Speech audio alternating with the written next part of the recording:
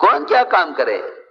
میں آپ کو سچی بتاؤں، حقیقت یہ تقسیم کار اللہ کی طرف سے ہوتی ہے۔ مشورے والے تو اس کی تنفیذ کرتے ہیں، صرف تجویز نہیں کرتے ہیں، مشورے تنفیذ کرتے ہیں، تجویز تو اللہ کرتے ہیں، تجویز اللہ کرتے ہیں، کس سے کیا کام لینا ہے۔ قرآن میں اسی طرح ہے، اللہ اعلم حیث یجعل رسالتہ، اللہ جانتے ہیں کہ اس کو اپنے دین کا پیغام کس کے ذریعے پہنچانا ہے، اللہ جانتے ہیں کس سے کیا کام کب لینا ہے، یہ اللہ جانتے ہیں کس سے کیا کام کب لینا ہے۔ کہ جب کسی سے اللہ کوئی کام لے تو تمہیں چاہیے کہ تم کام کرنے والوں کے ساتھ ہو جاؤ،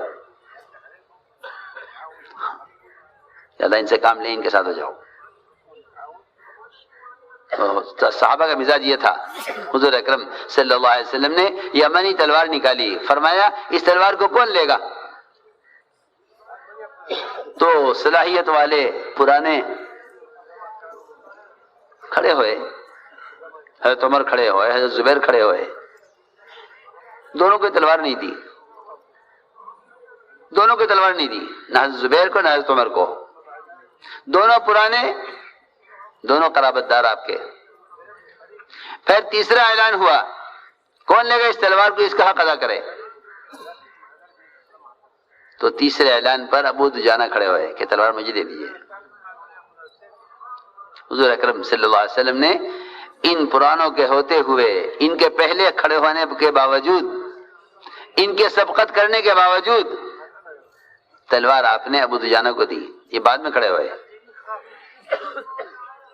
جب فرمایا کہ اس کا حق کون ادا کرے گا تو یہ دونوں ڈر کے پیچھے ہٹ گئے کہ حق ادا کرنا ہمارے بس کی بات نہیں ہے۔ ایک نیا آدمی نے کہا میں حق ادا کروں گا، لو پرانے ڈر کے پیچھے ہٹ گئے کہ ہمارے بس کی بات نہیں ہے۔ دونوں، اب حضرت زبیر بھی حضرت عمر بھی، دونوں۔ ابو دجانہ کھڑے ہوئے کہ مجھے دیجیے، میں اس کا حق ادا کروں گا۔ تو روایت میں ہے کہ آپ نے تلوار ان دونوں کے ہوتے ہوئے ابو دجانہ کو دی۔ تو یہ نہیں کہ ہم پہلے کھڑے ہوئے، ہم پرانے تھے، ہم اہل تھے، اگر آپ نے ہمارے ہوتے ہوئے ان کو تلوار دے دی ہے تو پھر ہم کام نہیں کریں گے۔ یہ کہیں مثال نہیں ملے گی صحابہ میں کہ کام سے بیٹھ جا میں کہ ٹھیک ہے جی ان سے کرا لو، ہم نہیں کریں گے، ہم تو جب کریں گے جب ہم سے کرائیں، یہ نہیں۔ یمنی تلوار بڑی عمدہ تلوار تھی، وہ آپ نے حضرت ابو دجانہ کو دی۔ روایت میں ہے وہ اس تلوار کو لے کر نکلے میدان میں تو حضرت زبیر رضی اللہ تعالی عنہ ان کے پیچھے پیچھے میدان میں گئے کہ کیا بات ہے، اس کے اندر کیا خیر ہے، کیا خوبی ہے کہ ہمارے ہوتے ہوئے تلوار آپ نے اس کو دی ہے۔ وہ دیکھ کر کہنے لگے اللہ و رسولہ اعلم، اللہ جانتے ہیں، اللہ کے رسول جانتے ہیں کیا کام کس سے لینا ہے۔ اس لیے ہم نے عرض کیا کہ اللہ تعالیٰ جس سے چاہیں کام لے لیں، اللہ تعالیٰ جس سے چاہیں کام لے لیں۔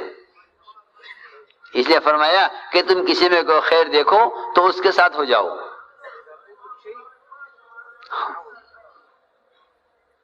جس میں کوئی خیر دیکھو کہ اس کے ساتھ ہو جاؤ، تاکہ اللہ تعالیٰ ان کے ذریعے سے ہم سے بھی کام لے لیں، کہ اللہ تعالیٰ کے ذریعے ہم سے بھی کام لے لیں۔ اس لیے فرمایا اتقوا اللہ وکونوا مع الصادقین، کہ اللہ سے ڈرو اور سچوں کے ساتھ ہو جاؤ، اللہ سے ڈرو اور سچوں کے ساتھ ہو جاؤ۔ اتقوا اللہ وکونوا مع الصادقین۔ تو ہم نے عرض کیا کہ اجتماعیت کو حسد توڑ دیتا ہے اور آپسی تعاون کو بھی حسد توڑ دیتا ہے، ہم ان کا ساتھ نہیں دیں گے،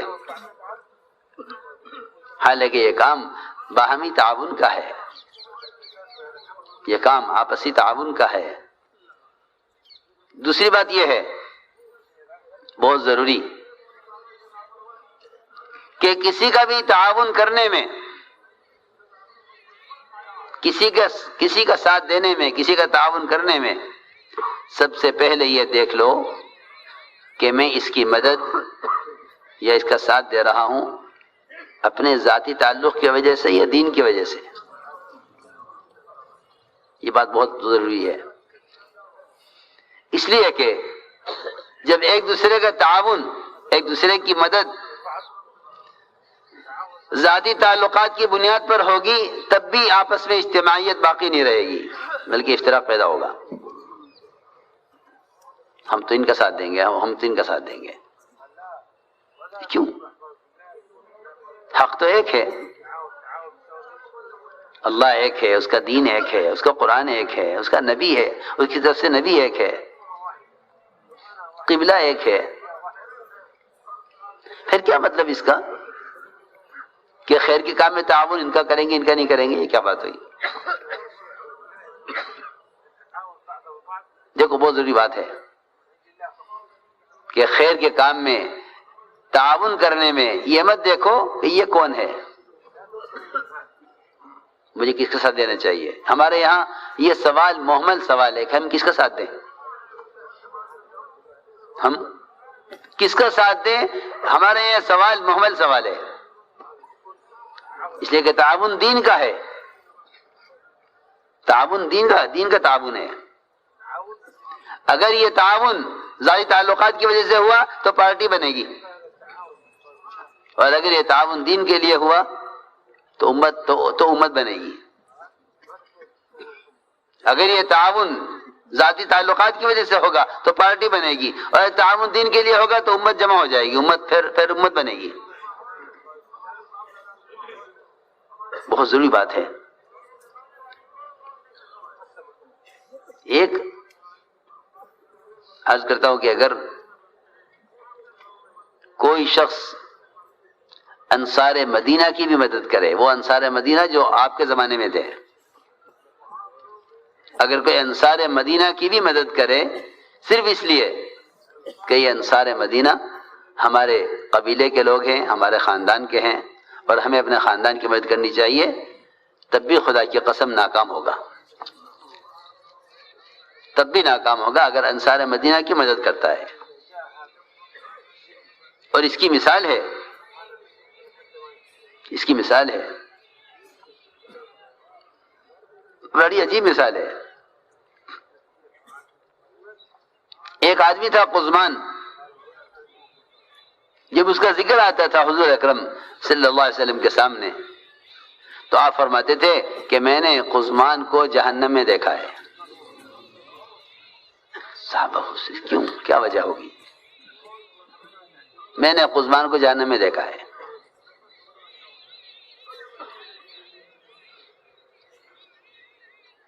ایک وقت آیا احد کے میدان میں، صحابہ کے پاؤں کھڑ گئے، اچانک یہ قزمان آیا اور اس نے آ کر مشرکین کا مقابلہ کیا، انصار کی مدد کی، اور ایسا زبردست حملہ کیا مشرکین پر کہ اس کی کوشش پر مشرکین کو شکست ہو گئی، مسلمانوں کو فتح ہو گئی۔ صحابہ حیران تھے کہ اس کے بارے میں تو کہا جاتا تھا کہ یہ جہنمی ہے، کہ اس نے تو ایسا کام کر کے دکھلایا۔ ادھر مشرکین حیران تھے کہ یہ ہمارا آدمی تھا، ادھر کیوں چلا گیا؟ وہ تعجب میں تھے کہ تو ہمارے ساتھ تھا، یہ ادھر کب سے چلا گیا؟ ادھر والے بھی حیران تھے کہ یہ تو جہنمی تھا، جہنم والوں میں سے تھا، یہ ہماری طرف کیسے آ گیا؟ چنانچہ یہ خیال کیا ہوگا کہ ممکن اللہ نے ہدایت دے دی ہو۔ عجیب قصہ سننے کا ہے۔ چنانچہ قزمان نے 7-8 مشرک قتل کر دیے اور مشرکین کو شکست ہو گئی، مسلمانوں کو فتح ہو گئی۔ صحابہ جمع ہو کر ان کے گھر گئے، ان کو خوشخبری دینے، مبارکباد دینے کے لیے۔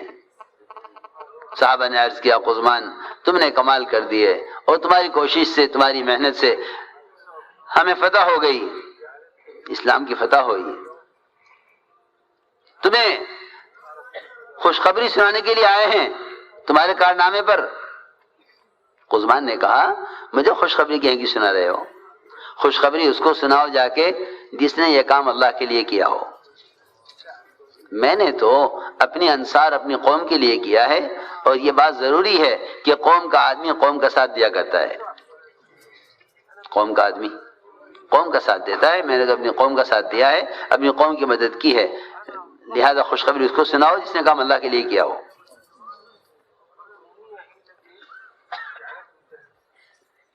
میں نے تو اپنی قوم کا ساتھ دیا ہے, مجھے کیا مطلب اس سے حق کدھر ہے, باطل کدھر ہے, صحیح کیا ہے, غلط کیا ہے. آپ کیونکہ میری قوم کے لوگ ہیں, مجھے آپ کو جتوانا تھا, آپ کا ساتھ دینا تھا, میں نے آپ کا ساتھ دیا ہے.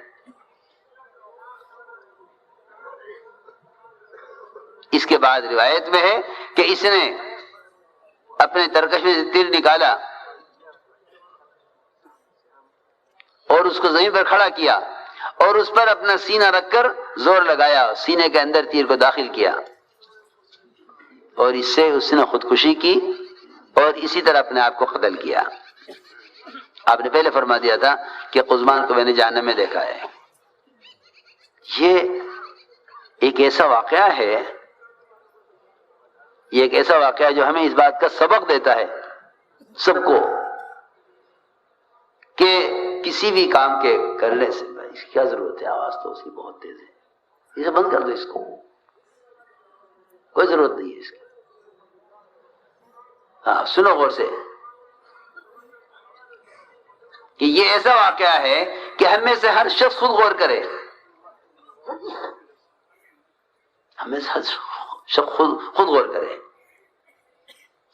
کہ آیا وہ کسی کا تعاون اس سے ذاتی تعلق کی وجہ سے کر رہا ہے یا کسی کا تعاون دین اور حق کی وجہ سے کر رہا ہے. بہت آسان بات ہے, امت جمع ہو جائے گی, امت جمع ہو جائے گی. کہ ایک دوسرے کا تعاون یہ سوچ کر مت کرو یہ میری قوم کا ہے, میرے علاقے کا ہے, میری زبان کا ہے, میرے رنگ کا ہے, میرے خیال کا ہے, میرے خاندان کا ہے, میرے صوبے کا ہے. نہیں, یہ کوئی چیز نہیں ہے, یہ کوئی چیز نہیں ہے. کہ دین اور دین کے کاموں میں تعاون صرف دین کے لیے, تو کوئی بھی ہو. ہم اس سے کیا مطلب ہے کون ہے کہ جو آدمی بھی دین کا کام کر رہا ہم اس کے معاون ہیں, ہم اس کے معاون ہیں. کہ ایک دوسرے کا تعاون کرو اس بنیاد پر. اور میں قسم کھا کر کہہ سکتا ہوں کہ اگر تعاون کی بنیاد شخصی تعلقات نہیں ہے تو امت جمع ہو جائے گی, اور اگر تعاون کی بنیاد شخصی تعلقات ہیں تو امت پھٹے گی. یہ پکی بات ہے.